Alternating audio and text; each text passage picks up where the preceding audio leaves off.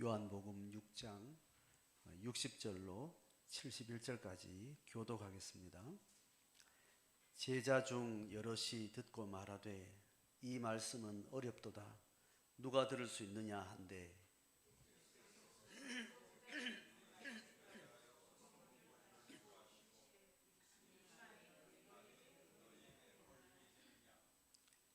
그러면 너희는 인자가 이전에 있던 곳으로 가는 것을 본다면 어떻게 하겠느냐?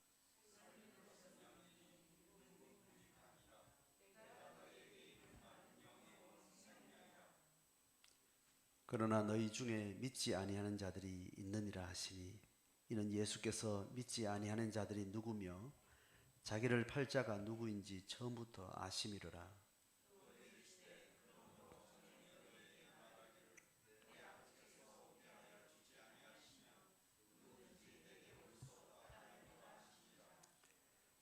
그때부터 그의 제자 중에서 많은 사람이 떠나가고 다시 그와 함께 다니지 아니하더라.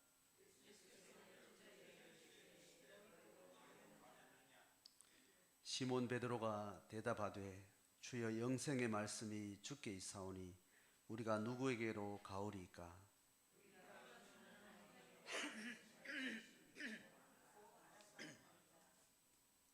예수께서 대답하시되 내가 너희 12를 택하지 아니하였느냐?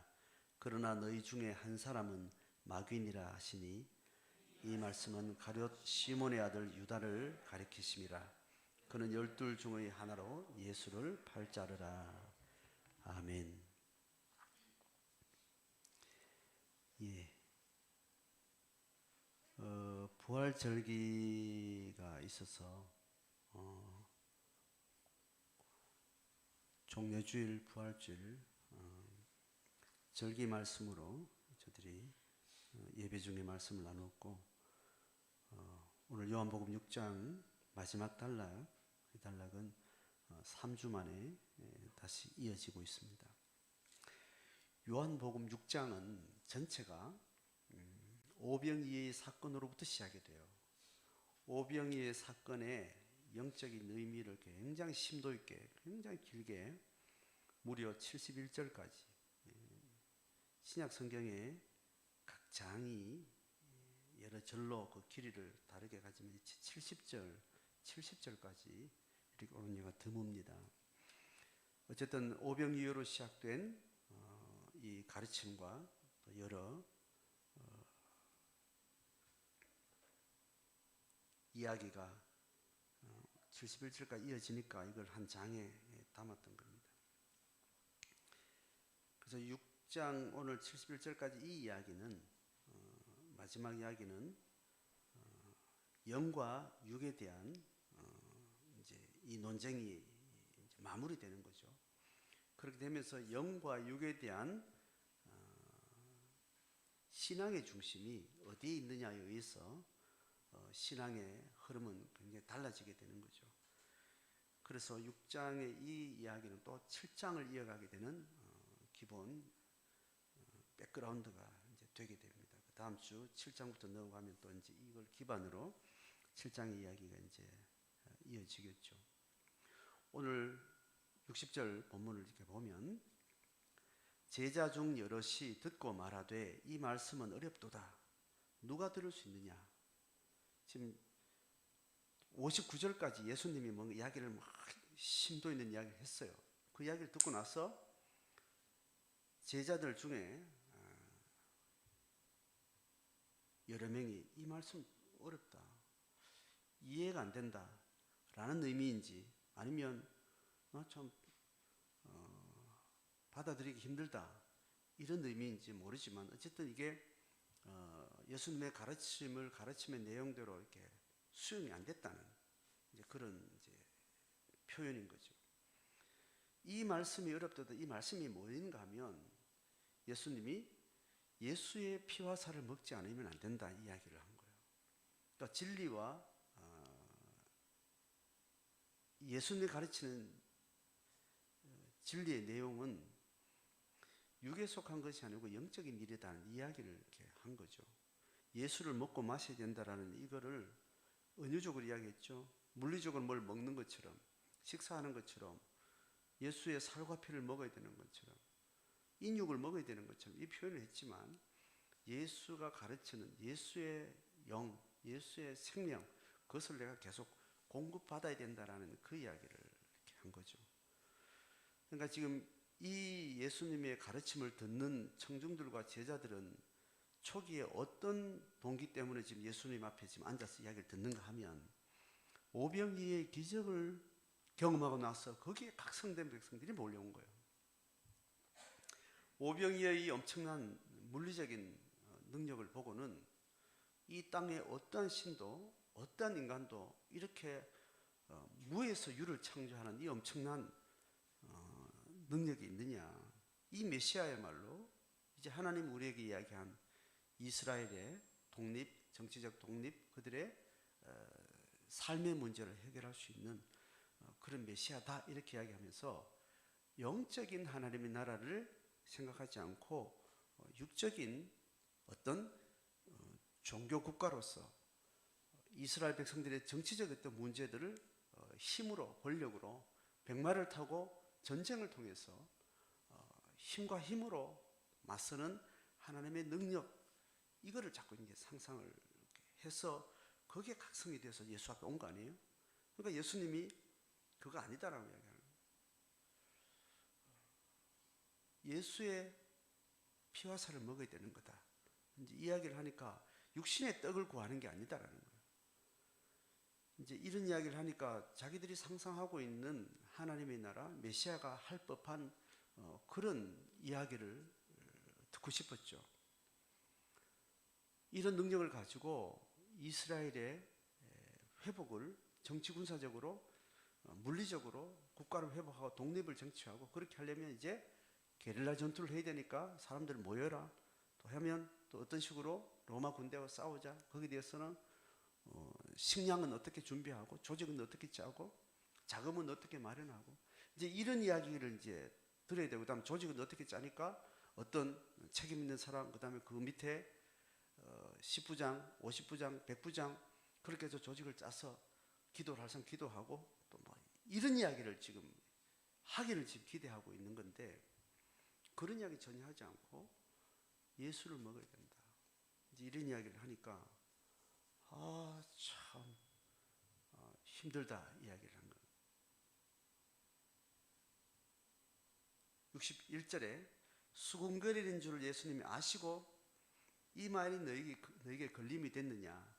너희들이 욕망하는 것, 너희들이 하나님을 찾아오고 신앙을 추구하면서 너희들이 기대하고 갈망하는 것, 그게 지금 충족되지 않고 그게 지금 기대가 안 채워지는 것에 대해서 그게 지금 힘드냐, 이제 그 질문을 하게 되죠. 그러면 62절에 너희가 인자가 이전 곳으로 올라가는 것을 본다면 어떻게 하겠느냐. 예수님이 승천하는 일이 생기면, 예수님이 승천하면 안 되잖아요. 예수님 메시아로 와 있어야 되고 사령관으로 하고 여기 왕이 돼야 되는 거예요. 다윗 왕권을 다시 일으켜야 되는 거예요. 근데 승천해서 올라가 버린다, 이게 뭔 일이래? 그러면 너희들 어떻게 할래? 이제 예수님이 이제 그 이야기까지 이제 하시면서 핵심적인 이야기를 합니다. 63절에 살리는 것은 영이다. 육을 살리는 일은 참 험한 일이다. 나라를 세우는 거, 그게 하나님의 일이 아니다. 하나님의 영을 세우는 거, 영을 살리는 거다. 죽음 이후에 그 영이 하나님 나라에 들어가는 것, 하나님과 함께 영원히 사는 것, 그 영생명이 살아나는 것, 이게 하나님이 하려고 하는 일이지, 이 인간의 문명이 어떤 것을 건설하고 어떤 하나님의 능력을 드러내고 그걸로 뭔가를 성취하고, 그게 최종 목적이 아니라는 거예요. 하나님이 살리기를 원하는 것은 영이다. 육은 무익하다. 내가 너에게 이런 말은 영과 생명에 대한 이야기를 하는 거지. 육의 어떤 것을, 이 땅의 어떤 것을 계획하고 성취하고 그걸 목적하고 그거 아니다. 64절에 그러나 너희 중에 믿지 아니하는 자들이 있느니라. 왜냐하면 예수께서 믿지 아니하는 자들이 누구고 자기를 팔자가 누구인지 처음부터 예수님은 다 아신다는 거예요. 그러니까 예수를 따를 때 육적인 뭔가를 추구하느냐, 영적인 것에 대한 갈급함이 있느냐, 이런 거는 각각 사람마다, 성분마다 이렇게 딱 나눠지는 게 아니겠죠. 영을 추구하면서도 또 육의 것을 또 우리는 탐하게 되고 거기에 뭔가를 또 생각하게 되고 이게 항상 이렇게 왔다 갔다 하는 거예요. 신앙생활은. 그래서 영과 육의 이 분별력을 갖지 않으면 신앙생활은 늘 넘어지고 헷갈리는 거예요. 이걸 예수님이 다 아세요. 영적 체험을 하고 영적 하나님을 은혜를 경험하고 난 이후에도 뭔가 육의 것을 이렇게 추구하게 되는 일들은 늘 다반사로 있게 되는데 그래서 또 넘어지고 그래서 앞선 자가 뒤서고 뒤선 자가 앞서고 뭐 이렇게 된다는 거예요. 그건 성경이 전체 계속 이야기를 하고 있는 이 상황을 하나님이 예수님은 다 아신다. 사람은 모를 수 있고 사람은 스스로 속을 수도 있고 알고도 속일 수도 있지만 주님은 그걸 다 아신다. 성령 그걸 다 아신다. 때를 기다리고 하나님이 그것을 또 비춰주시고 경고하시고 이제 그런 이제 사역을 또 여전히 성령께서 하시죠. 그죠? 65절에 그러므로 전에 너에게 말하기를 내 아버지께서 오게 하여 주지 아니하시면 누구든지 나에게 올 수 없다 하였노라. 전에 내가 이 말 했지 않냐 하면서 예수님이 이야기를 하시는 거예요. 그래서 신앙에 단계가 있어요. 또 신앙의 흐름이 육적인 것을 추구하는 것이 있고 영적인 것을 추구하는 것이 이렇게 개인마다 오르막이 있고 내리막이 있고 또 거짓이 있고 속임이 있고 자 이런 것을 생각할 때 영적인 것을 찾고 참된 진리 가운데 나오는 것이 사람이 노력해서 되는 것 같지만 사람이 노력해서 되는 일이 아니다는 거예요. 하나님이 그것을 허락하신 때가 있다. 그래서 이것을 속일 필요 없다. 또 속을 수 있기 때문에 속지 않도록 해야 된다. 이건 투명하게 정직하게 내가 어떤 상태인지를 늘 돌아봐야 된다는 이야기예요.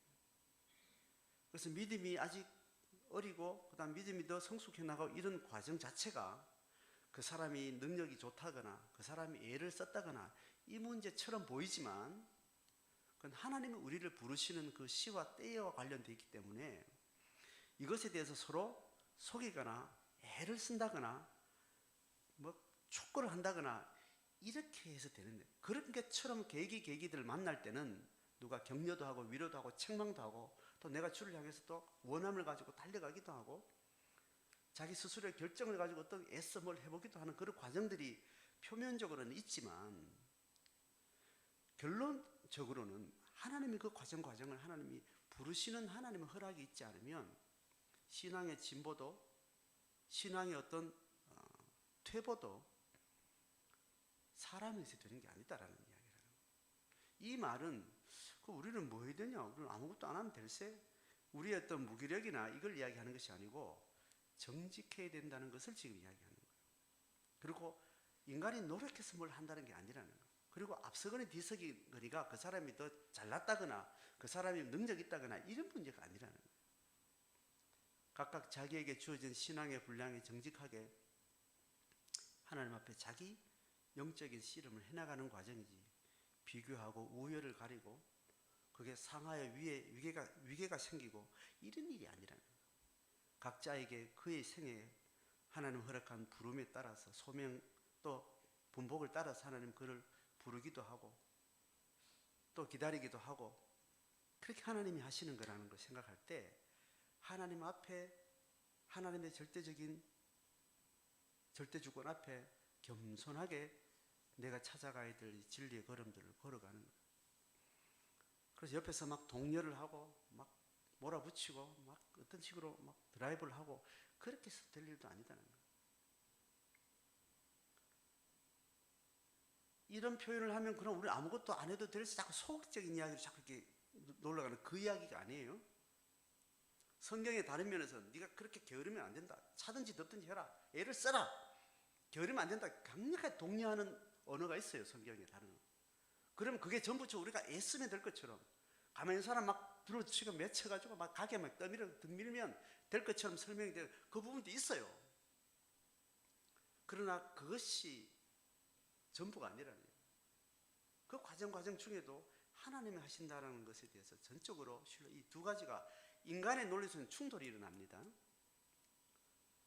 인간의 논리로는 충돌이 일어나는데 인간이 하나님이 하는 일의 어떤 전말을 인간의 이해와 논리적 체계 속에 다 담아내서 이렇게 표현을 못하는 거죠. 그러니까 인간의 표현에서는 모순적인 방식으로 설명이 되는 거예요. 그러니까 우리는 영감을 따라서 우리가 열심히 노력하고 우리를 애써야지라는 부분도 있지만 그걸 할 때 스스로를 속이면 안 된다라는 이야기예요. 그렇게 우리는 적용점을 여기는 붙들어야 됩니다. 내가 권하기도 하고 내가 이렇게 힘을 주고 땡기기도 하고 밀기도 하지만 그것도 그 사람이 그걸 수용할 수 있는 때가 있고 받아들일 수 있는 그의 주체적인 어떤 자발성이 접점이 될 때 그렇게 하는 거지 아닌데도 막 그냥 들이밀고 막 땡기고 막 이렇게 드라이브 한다고 되는 일이 아니라는 거예요. 지체를 세울 때나 자녀들을 신앙으로 양육할 때나 어떤 일 중에도 그렇다는 거예요. 그래서 오늘 이야기는 너희들이 믿음이 없어서 걸림이 됐다면 하나님이 그것을 아직 허락하지 않는 거니까 애써서 육의 것을 탐하지 마라. 하나님은 근본적으로 육의 것을 이루시는 분은 아니다. 영의 것에 대한 갈급함이 있으면 그때 영적으로 한 걸음 한 걸음 배우고 또 그것에 대해서 내가 아직 영적인 뭔가를 잘 촉이 없지만 영적인 갈급함 이런 것에 대한 문제의식이 별로 없지만 하나님은 그 영혼을 구한다 하니 그렇다면 아직까지는 나한테 그런 욕망이나 원함은 갈급함은 있지 않지만 또 하나님이 허락하실 때는 내가 그런 잘 배워야 되겠다. 이렇게 겸손한 마음으로 또 그 앞에 서 있으면 되는 거죠. 나는 믿음도 없고 뭐 아무것도 아니고 저 사람은 좀 대단한 신앙이 있는데 저 사람 좀 대단한 사람이고 나는 아무것도 아니고 이렇게 비교할 어떤 이야기로 하는 일이 아니라 어쨌든 신앙을 추구할 때 하나님을 추구할 때 오병이어 때문에 눈이 힘이 들어가고 거기에 대해서는 각성이 돼서 뭔가 가면 뭔가 좋은 거 있을 것처럼 이렇게 하는 부분을 지금 단단히 경계를 하는 거예요. 이 이야기를 왜 이렇게 길게 하는가 하면 초대교회 성도들이 이 일로 해서 굉장히 목회적으로 힘들고 어려우니까 예수님의 지금 이 스토리를 길게 지금 기록하고 있는 것 같아요. 그러니까 예수님의 오병이어의 기적이 능력이지만 이 능력이 하나님이 이걸 이루려고 하는 게 아니다는 거예요. 결국은 영의 생명을 가르치기 위해서 육의 일들이 있는 이게 계속 초대교회 성도들을 계속 헷갈리고 계속 어려움이 있는 거죠. 그러니까 지금 이 요한복음을 기록하면서는 이 일을 지금 굉장히 의도적으로 없는 누구의 말을 넣을 수는 없지만 예수님의 가르침들을 그동안 쭉 모아서 이 이야기 뒤에 토를 이렇게 길게 달고 있는 거예요.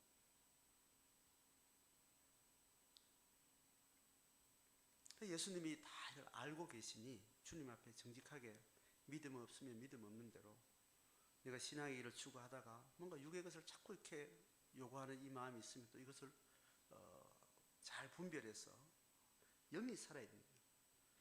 영이 살아야 되고 영이 살 때 육신의 일들 속에 어떤 생명의 새로운 사건이 일어나는 겁니다.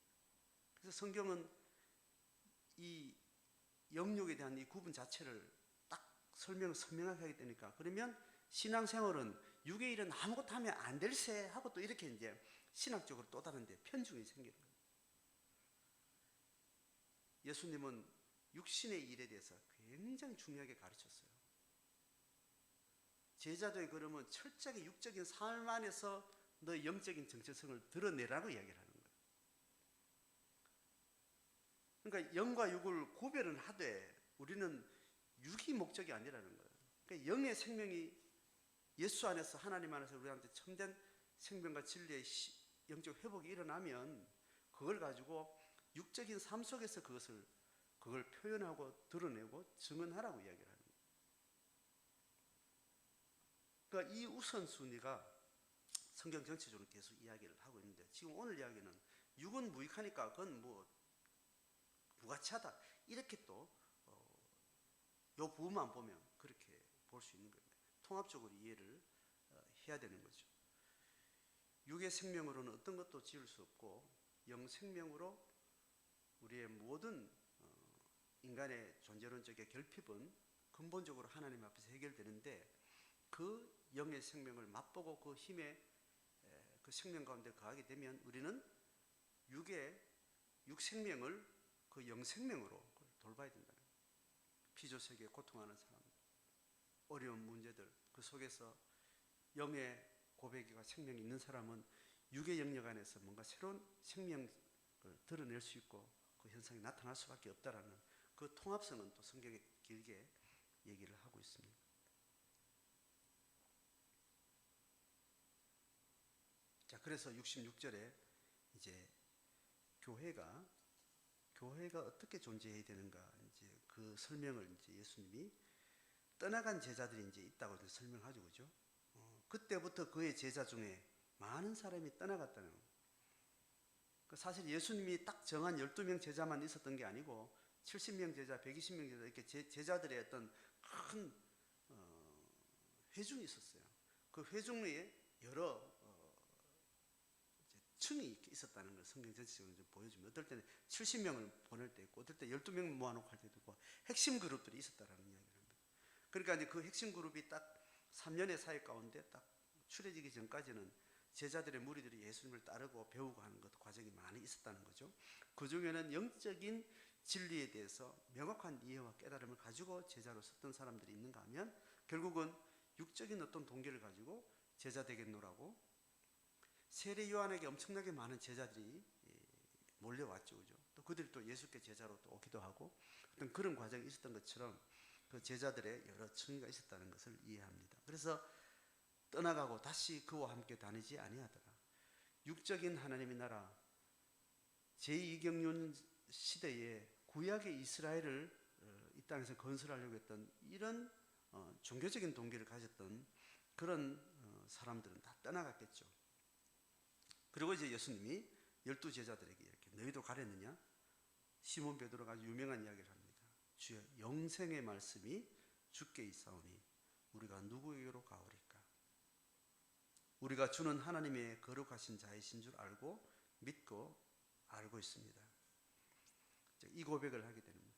교회는 항상 육을 추구하는 자들이 왔다가 떠나고, 그들이 교회를 어지럽히기도 하고, 또 교회는 거기서 다시 영적인 사람들, 또 새로운 순수한 신앙을 다시 일으키기도 하고, 그래서 그런 파도를 구약시대, 신약시대 모든 교회 역사는 세속화의 흐름 속에 계속 영향을 주고받고, 어떤 시대는 침체돼도 거의 종교 모임 외에는 어떤 영적인 어떤 힘도 생명도 없는 것처럼 그렇게 타락한 시대가 있는가 하면, 또 하나님의 성령은 또 한 사람 한 사람 영을 살리는 그 작은 소수를 통해서 또 새로운 영적 부흥을 이끌어가고, 이제 이렇게 하나님이 교회 역사를 이끌어가고 구원사를 완성해 가시는 거죠.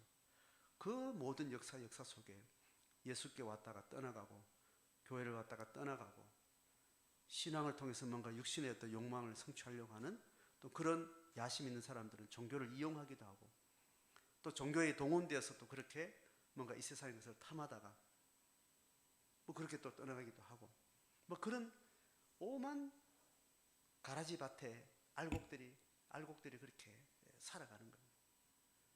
그러니까 그 알곡을 주목했던 사람들은 가라지 때문에 이렇게 미치겠다. 하나님이 저 달에 다 확 그냥 불질러 쓸어버리면 좋겠습니다. 그렇게 이야기하니까 하나님이 농사하는 농사법은 그런 게 아니다. 가라지, 알곡 그냥 둔 채로 마지막 타작 심판 때 가면 하나님 다 알아서 하니까 하나님은 이렇게 농사하는 거다 해서 마지막 추수 때에 다 걸러내는 거지, 자라고 있는 동안은 이게 가라지인지 알곡인지 그리고 쉽게 구분할 수 없고, 그건 우리가 할 일이 아니다는 거예요. 우리의 몫이 그건 하나님의 몫이다. 그래서 우리는 가라지 중에 옥토를, 알곡을 구분하고 내가 가라지인지 알곡인지 또 자기를 돌아보고 그 싸움을 하면서 가는 걸음이 거의 하나님 나라다. 이렇게 설명을 하시죠. 각자에게 적용은 영생의 말씀을 내가 붙들고 있는지, 영생의 말씀을 붙들고 있는지, 영생의 말씀이 내게 생명이 되고 있는지, 그걸 늘 개인이 돌아봐야 되고, 또 몸된 교회 공동체는 그 집단의 가치가 영생의 기반을 두고 있는지, 영원 생명의 기반을 두고 있는지, 그 기반에 의해서 이 땅에 있는 어둠과 세속과 사단의 지배를 우리는 계속 싸우고 있는지, 이제 그런 교회의 싸움을 존재론적으로 고민하게 되는 겁니다. 70절, 71절에 이제 예수님이 가룟 유다를 주목하면서 이 말을 이제 맺게 되죠. 예수님도 그 사역 자체가 철저하게 알곡과 가르치 속에 이 뒤엉켜서 그 길을 가게 됩니다. 나를 팔자를 뻔히 보면서 이렇게 사역을 했고, 그와 먹고 마시는 생활을 같이 했던 거죠. 마귀라고 할 정도로, 또 다른 성경에는 차라리 태어나지 않았으면 저 인생이 참 저주스러운 인생인데 너무너무 안타깝다는 어떤 말씀을 하신 거예요. 그 바닥을 구르면서 하나님 일은 추워도 놓치지 않고, 하나님은 하나님 일을 반드시 성취하는 하나님이신 것을 우리는 이 말씀을 통해서 믿는 거예요. 그래서 우리는 뻔히 아는 사단의 괴계가 있고, 뻔히 아는 거짓된 것이 있음에도 불구하고, 거기서 내가 순전한 알곡인지, 순전한 하나님이 주시는 영생명 앞에 내가 살아있는지를 자기를 경건을 유지하고 지켜내는 것. 온 세상이 다 아니라고 할 때 나는 이게 참 생명이라고 말할 수 있는 그런 신앙의 참된 고백들을 하나님께서는 우리를 통해서 받기를 원하시는 거예요. 세상 사람들은 바깥의 어떤 것으로 자기를 힘을 얻어가요. 신앙생활은 밖에 상황이 살만하면 괜찮고, 밖에 상황이 어려우면 죽겠다 이렇게 살아가는 사람이 일반 사람들이 사는, 신앙 없이 사는 사람의 방법이에요. 신앙의 사람은 바깥의 상황을 문제 삼지 않습니다. 내 안에 있는 생명을 주목하는 거예요. 내가 사느냐 죽느냐는 내 안에 예수 생명이 어떻게 자리 잡았고, 예수 생명이 내게 어떻게 나를 세우고 있는지 그것을 확인하면서 그 힘으로 살아가는 것이 신앙의 사람. 신앙의 위기가 올 때는 뭐냐면, 밖에 환경이 나 죽겠다 이렇게 뭔가 느낌이 올 때, 그때는 굉장히 영적으로 문제가 있는 상황입니다. 그래서 밖에 즐거운 일을 하는 것을 계속 두지 않는 거예요. 계속 우리를 쥐어 흔들어서 바깥에는 계속 어려움들이 나를 위협하는 상황들을 허락하신 채로 살게 하시는 거예요. 네가 밖에 보고 살만하다, 밖에 보고 네가 어떤 사건과 상황과 누구 관계를 속에서 힘들다, 살만하다 이렇게 자기의 정체성을 그래 붙들어서는 안 된다는 걸 계속합니다. 근데 사람은 그렇지 않죠. 그럴 때마다 네 안에 예수 생명이 어떻게 자리 잡고 있고, 네 안에 어둠의 지배가, 사단의 괴계가, 네 안에 거짓된 욕망이 어떻게 네 속에 자리 잡고 있는지 잘 불러서 걸러낼 건 걸러내고, 생명은 네 안에 보듬고, 그래서 자기 성찰과 자기 골방을 통해서 내가 신앙의 힘과 근력을 키워나가는, 그걸 서로 격려하고 서로를 세워가는, 그게 교회가 서로 관계 맺는 방식입니다. 그러니까 밖에 있는 성도가 내게 힘을 주는 게 아닙니다. 밖에 있는 성도는 내 안에 있는 예수 생명을 잘 볼 수 있도록 그걸 도와주는 거예요. 그래서 그 관계가 내게 힘이 되지만 결국은 그가 내게 힘을 주는 게 아니고, 그가 도와서 내 속에 보여지는 예수 생명이 나를 좀 살게 하고 확신하게 만들고, 이 바깥의 많은 어려움 중에도 든든히 서가게 하는 그 핵심의 역할을 할 뿐인 겁니다. 서로 상대방의 속에 뭔가를 들여다볼 수 있도록 도와주는 거예요. 내 안의 힘은 내게 생명 주시는 예수의 그 생명이 내 안에 계속 내 인격 속에 머물 수 있도록, 내 지정의 안에 어둠의 힘이 있는지 예수 생명의 힘이 있는지 그 싸움들을 계속 사고, 가라지는 걸러내고 가시밭은 걸러내고 돌짝밭은 걸러내고 내 안에 옥토를 만들어내서 그 힘으로 살아요. 예수께서 걸어가는 십자가의 걸음도 결국 하나님과 본인이 싸우면서 한 걸음 한 걸음을 그렇게 걸어갔던 그 결과의 사역입니다. 오늘 이 마지막 본문을 통해서 우리가 예수의 오병이의 기적을 보고 많은 체험을 하고 예수 능력을 경험하지만 하나님 우리 그 생명을 가르칠 때는 물리적인 현상을 통해서 사건을 통해서 우리에게 보여주는데 근본은 영생명을 우리에게 가르치고 우리의 영을 살리기 위한 하나님의 능력을 그렇게 보여주는 거예요. 그래서 우리는 오늘도 내 안에 말씀이 어렵도다. 이는 있을 때마다 자기를 돌아보고 주께서 내게 어떻게 부르는지 내 신앙의 걸음 하나님 어디까지 이끄셨는지 그게 정직하게 주신 은혜만큼 고백하고 은혜가 주어지는 만큼 내가 살아내면 되는 거예요. 내가 열심히 살아서 잘해서 믿음을 확인한다거나 잘 사는 결과를 하나님 네가 믿음 좋다거나 이렇게 되는 일이 아니라는 거예요. 내게 주신 믿음의 분량대로 내가 살 때 그래 네가 그 믿음을 정확하게 삶으로 살았구나 하나님 그렇게 인정해 주면서 영생의 말씀이 주께 있사오니 내가 여기에 머물겠습니다. 이 신앙으로 우리가 주님 앞에 영생명의 신앙의 삶을 살게 되는 겁니다. 그런 제자의 삶과 교회 되기를 주의 이름으로 축복합니다.